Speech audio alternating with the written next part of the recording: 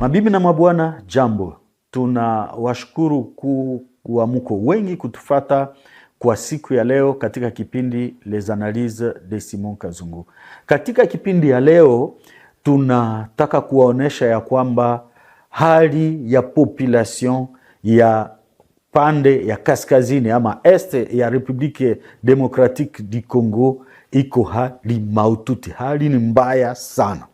Kuanzia Ituri ukipita Nord Kivu unafika ndani ya Sud Kivu, hali iko mbaya sana. Inaanza kuendelea hata ndani ya province ya Chopo.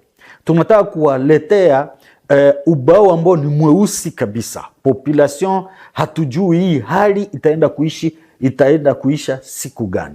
Population inateseka sana. Tukianja upande wa Ituri, unaenda kuona ngambo ya territoire ya Aru, wa Sud Sudanais, wa refugee wako wanaingia ndani ya territoire ya Aru, na wanaingia na wa Sud Sudanais wengine ambao wako na silaha na ambao wanakuja kupiga masasi na kutesa na kuendelea kufuatilia watu wengine ambao walikuja kama vile wa refugee ndani ya territoire ya Aru.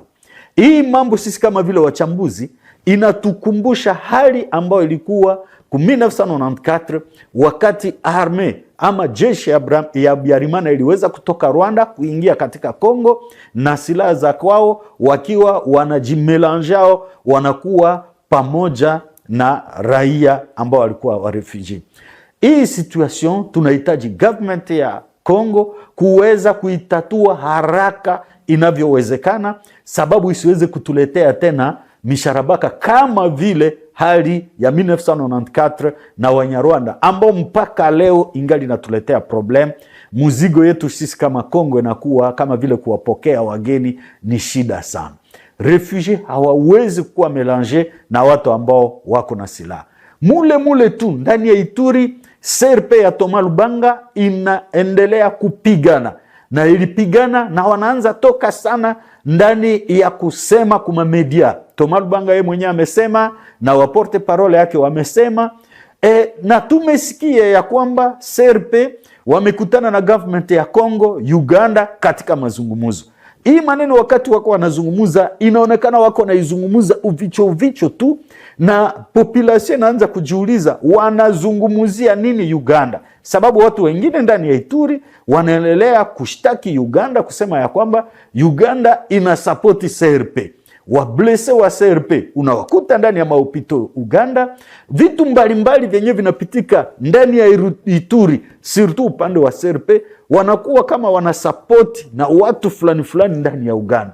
Alafu wakati government ya Kongo inazungumuza na CRP, wanazungumuza mambo gani? Hii ndio ulizo ambao watu wako najiuliza, na tabu inaendelea sana. Alafu kuna pia zingine shida, ni shida ambao mule tu Muituri, shida ya ADF ambayo imewaua watu ndani ya territoire ya Mambasa. Hizi siku territoire ya Mambasa inakuwa tena yenyewe wanaita theatre, inakuwa kama uwanja wa mapigano kabisa kati ya ADF na jeshi ya Kongo ikisaidiwa na jeshi ya Uganda ambao wanaita UPDF na watu fulani ambao tulikuwa naita wazalendo walikuwa wakisaidiana, lakini decision ya Gouverneur Luboya aliweza kusema hawa wazalendo hivi walitokea ndani ya Nord Kivu, warudi kwa Nord Kivu, hawapendi kuwaona ndani ya hizi operation.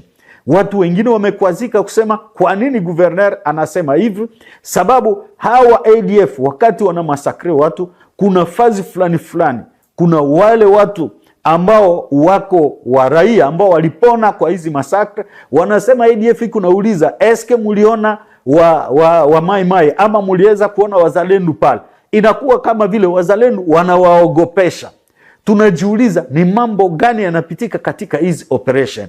Isitoshe tunajua ya kwamba wazalendo pia kuna fujo matata ambao yako, sababu group fulani ya wazalendo zinaleta desordre. Wakati tunafika ndani ya territoire ya Lubero, kuna grupu moja ya wazalendo ambayo iliweza kuwa taximan na mteja wake dada moja ambao aliweza kufariki. Ni mambo ya huruma sana na ni desordre. Je, eske haiko hii desordre ambayo inaacha Gouverneur Luboya anaweza kukamata hii decision ya kusema hawa watu watoke wasiendelee na operation, na population inaendelea kujikuta naye ya kwamba msaada haiko. Hii situation inaendelea sio tu ndani ya Ituri, ukipanda ndani ya Nord Kivu, Ituri pia pande za Mayuano huko wanaendelea kuua watu, na ukipanda ndani ya Nord Kivu unakuta mu territoire de Beni masakre tena za ADF zinaendelea.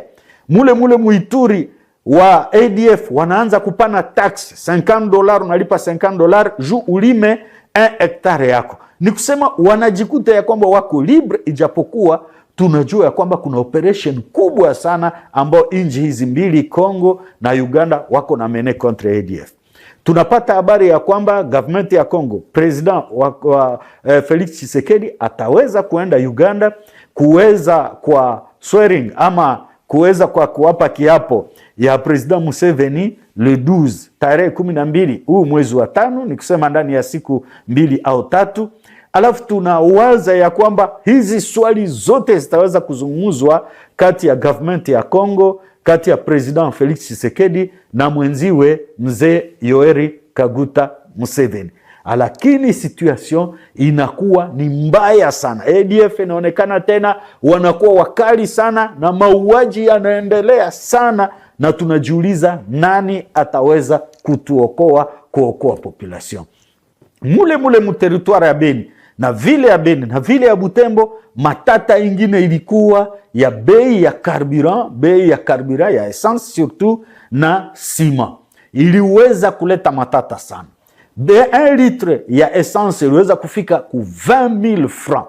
Watu wote walishimama. Maisha ilikuwa kama vile imeshimama na wadepite wakashimama. Hapa ninataka kusema ya kwamba Honorable Arsene Mwaka aliweza kuzungumzia hii maneno, Honorable Mbinduli aliweza kuzungumzia hii maneno, hata Honorable Karli Kasivita aliweza kuizungumzia, yeye ambaye aliyekuwa governor wa mbele, na gouverneur amekamata mipango. Eva Somo, gouverneur, amechukua mipango ya kusema anaarete partenariat ya gouvernement provincial na ACAD na SSV na ingine maassociation, sababu watu walikuwa wanaanza kumupointe vidole, kumuonesha vidole ya kwamba hawa watu pesa zenzi kunachukuliwa, zenzi kunapandisha bei ya carburant na ya sima, na zile pesa ziko zinapekenywa pale Beni na watu fulani ambao ni marafiki ya gouverneur. Gouverneur nashukuru kwa mpango ambao aliweza kukamata, lakini tunataka kuonesha ya kwamba societe civile na reklame, sababu hizi tax ni sisi tuliweza kuzitia wakati tulikuwa wa député provincial. Mataxe za mingi ilikuwa taxe conventionnelle sur le carburant juu ziweze kusaidia ndani ya development.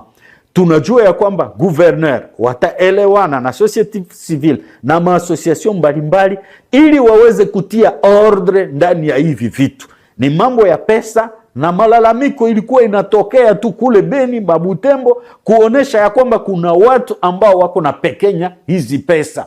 Alafu tunataka kuwaarifu ya kwamba sio vizuri kukua ya kwamba watu fulani wanamuona Honorable Arsene Mwaka kama vile cible ya hii maneno, kuanza kujiatake kwake Honorable Arsene Mwaka. Mimi kama vile president wa DSF Nyamwisi na mwongozi wa chama ambao Honorable Arsene Mwaka iko elu ndani yake, hatuwezi kukubali mambo kama haya. Tunawaambia ya kwamba ni watu wote ambao walishimama, wadepite na watu wote kushimama ili hali iweze kuwa nzuri. Na tunashukuru kwa sababu ministre wa ekonomi na hata premier ministre mipango iliweza kukamatika, na leo karbira kutoka ku 20,000 imerudi ku 4,205, na tunasikia ya kwamba watu wengine wangali na resiste kuma 5,000 hata zaidi ya 5,000. Tunaamini ya kwamba itaweza kushuka. Kazi ya depute ni ile kusemea population. Ni kusema wakati population inalalamika, ni kusema pale njo kwenye depute analalamika. Tusiweze kuona ya kwamba depute fulani anakuwa sible ya watu fulani sababu aliweza kusema neno fulani. Kitu ambacho tunataka ni pesa ambao population iko na pana iweze kukua jere vizuri sana, isichafue waongozi na isiweze kuacha watu wanaweza kugawanyana. tunashukuru sana, tunajua ya kwamba kwa siku zijayo hii mambo itaweza kutatuliwa, ili tujue kama hii taxe conventionnelle zinaweza kuenda namna gani na transparence yote. Isitoshe, tabu inaendelea kwa parti ambazo population yenye inaishi ndani ya maparti anye ziko dirige na M23. Apare vita zinapigwa, unajua ya kwamba jana pale Mushake karibu saa 10 Mushake kuliweza kuwa bombardement, watu waliweza kuwa bombarde na inaleta shida sana. Isitoshe, sio tu Mushake, na ndani ya Sud Kivu pembeni ya Uvira kulikuwa pia masakre, na Wamarekani fulani wameandika kuonesha ya kwamba sherti government ya Kongo na M23 waweze kuheshimu ceasefire ama kusitisha mapigano, ili population isiendelee kusubiri makonsekanse ya vita. Tunajua ya kwamba government ya Kongo na M23 waliweza kukua Uswisi Montreux, wakasikilizana kusitisha mapigano, wataweza kuexchange waprisonnier, lakini mpaka leo inaonekana hakuna kitu kinaendeka. Situation inakuwa kama vile iko bloke, hali ya vita inakuwa saa yenyewe inaendelea, na President Tshisekedi wakati walimuuliza hii vita itaisha wakati gani, anasema Mungu anajua. Lakini watu wanajiuliza maulizo mingi sana. Mimi nawaza ya kwamba President Tshisekedi anakamata mametode tu kama vile za wale wa M23 na Wanyarwanda. Hawasemake kenye wanataka kufanya na hawafanyake kenye wanataka kusema. Hawafanyake kenye wamesema. Hivi President Tshisekedi anaonekana kama vile experience yake kuweza kusema toko atake Kigali wana toko Salaboy habifanye tena. Anakuwa mtu mwenye, anakuwa calm, lakini mnasikia ya kwamba kuna maaction zenye ziko sur terrain. Maombi yetu ni ya kwamba na population inaendelea kuteseka, hakuna kitu ambayo kinaendeka, pesa zinaendelea kukua rekolte ndani ya mazone ambao ziko occupé na M23 na ambao watu wanasema ziko occupé na Wanyarwanda, sababu leo ni ONG zinaanza kuonesha wazi ya kwamba Rwanda Revenue Authority ndiyo inaleta vibarua vyake kukuya kulipisha watu ndani ya zile materitoire kama vile Goma, Bukavu na maparti mbalimbali zenye ziko occupé. Taxi zinaongezeka nyingi sana. Wale wa kulipisha mataxi ni wale tu wakisema Kinyarwanda, hasa wa community, wengine wa community ya Kitusi, na wakati wanaandika hata makartasi unaona ya kwamba hawajua hata kuandika wanaandika kabisa ile ya Kinyarwanda. Hivi tunaenda kuona ya kwamba population inakuwa saiko sous une certaine colonie, wanakuwa sa wenyewe iko mkikoloni kia Wanyarwanda, na hii hali haiwezi kuendelea hivyo. Government na inaendelea kupigana, afu population inasongwa sana. Ni kusema wewe mwenyewe uko Goma, ukisema unakimbia Beni unakuta na Beni nako kwa matatizo. Ukisema unatoka kule uende mu province orientale yenyewe tunazoea kuita orientale ya zamani, Muituri kule nako ADF iko. Sasa hali ya population ndani ya Sud Kivu, ngombe ziko zinaletewa kutoka Rwanda, wanaziingiza ndani ya Sud Kivu. Mauaji na Rwanda ingali inaendelea kurenforce, inaleta makambi na kuleta wanajeshi zaidi na zaidi.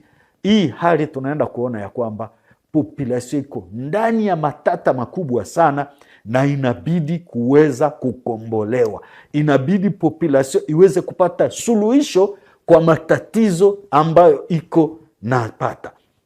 Tulipenda kwa siku ya leo tuweze kuonesha hii tableau ambayo tunasema ndani ya Kifaransa un tableau sombre, hali ambayo iko maututi, hali ambayo iko mbaya sana, na inabidi viongozi kuweza kuangalia hii shida na kuweza kuitatua. Mara fulani watu walikuwa nawaza suluhisho ni Marekani italeta suluhisho, lakini unajua kama unatafuta suluhisho unapenda ikuwe haraka sana, sababu uko unateseka.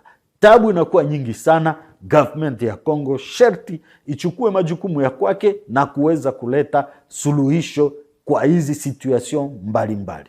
Tunawashukuru mabibi na babwana kwa kuwa tunajua muliendelea kutufata. Tunasema asante, na kwa siku ijayo chao.